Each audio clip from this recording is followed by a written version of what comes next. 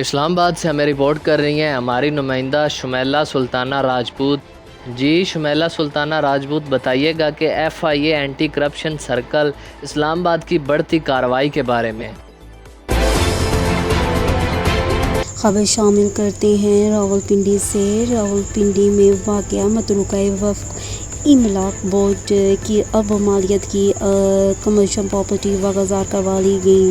Supreme court is خود notice کے احکامات کی روشنی میں FIA اینٹی کرپشن سرکل اسلام آباد نے کارروائی کی۔ واگزار کروائی گئی پراپرٹی کی مالیت 1 ارب 40 کروڑ روپے سے زائد ہے۔ مذکورہ پراپرٹی راولپنڈی کے علاقے راجہ بازار میں واقع تھی۔ 10 مرلے سے زائد پراپرٹی 15 دکانوں پر مشتمل تھی، جسے واگزار کروا کر متروکہ وقف املاک حکام کے حوالے کر دیا گیا۔ کارروائی میں ضلع انتظامیہ، متروکہ وقف املاک اور مقامی پولیس سے بھی معاونت لی گئی۔ ترجمان FIA کے مطابق سپریم کورٹ کے احکامات کی روشنی میں متروکہ وقف املاک بورڈ کی قابض شدہ پراپرٹی کو واگزار کروانے کے لیے تمام تر وسائل کو بروکار لایا جا رہا ہے۔